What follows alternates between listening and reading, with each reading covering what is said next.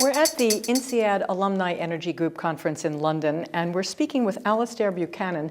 Welcome to INSEAD Knowledge. Thank you. Now, you're the Group Chief Executive of the Office of Gas and Electricity Markets here, and your role, or your mission, as I've read on your website, is to ensure that the market works in the interest of energy consumers. Briefly tell me exactly what that means. Correct.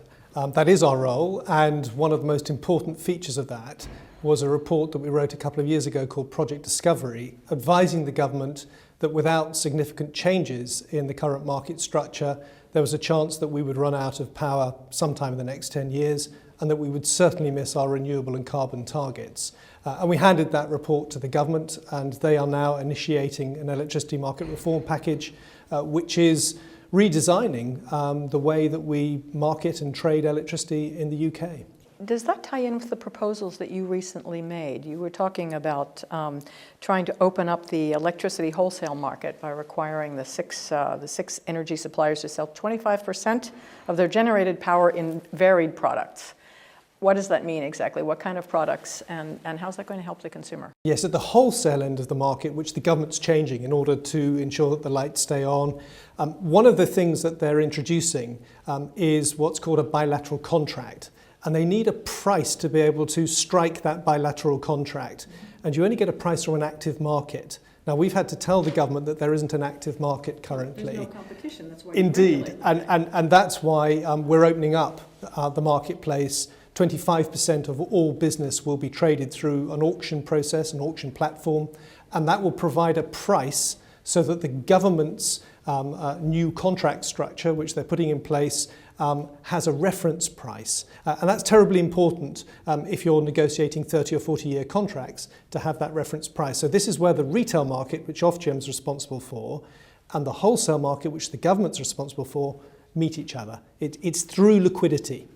It sounds as though initially that could actually spur some fairly wild gyrations in price. I mean, I'm thinking back at what happened with some of the securities that were behind the subprime mortgage crisis, and one of the reasons the mark-to-market issue, where there's nothing to base it on, because they've been trading for, I don't know, a few years, not long enough. How do you get over that effect? We're about to embark on a very interesting discovery as to whether the liquidity in the marketplace is actually dampened down by the government's proposals. The government has two main proposals by which they hope £110 billion will be invested in Britain to build new power stations. The first is bilateral contracts, difficult and clumsily called contracts for differences, and the other is capacity credits.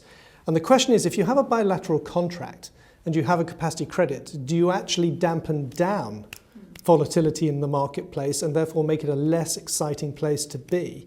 And if you do, therefore, trading slightly dries up. So on the one hand, the government wants liquidity.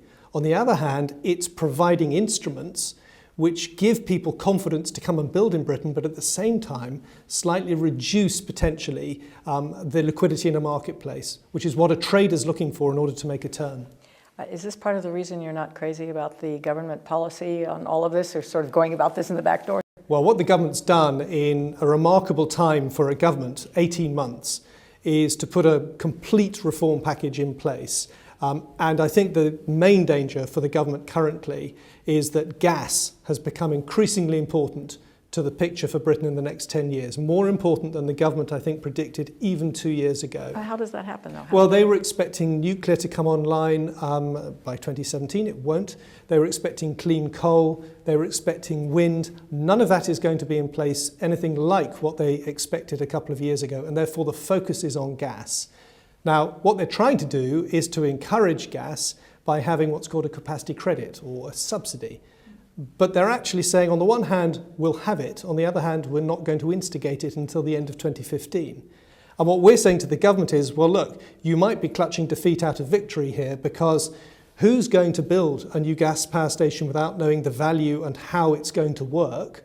And my responsibility is to consumers. The longer you wait until you might get towards a crisis moment on security of supply, the more that price is going to shoot up. And the capacity credit that a company that builds gas stations will require will be a lot higher. And therefore, my responsibility for consumers is to say to the government, if you're going down this route to have a capacity credit for gas, Get on with it so that everybody knows, the capital markets know, the companies know, and the consumers know what the value of that is. So energy security to some extent requires liquidity. It requires liquidity and it requires clarity of rules. And it's not there now, clearly, in your... I think the government is very, very close to pulling off a remarkable achievement. Unfortunately, if it just gets some of the details wrong, then it's not going to see some of that critical investment it needs, that £110 billion in the next 8 years arriving.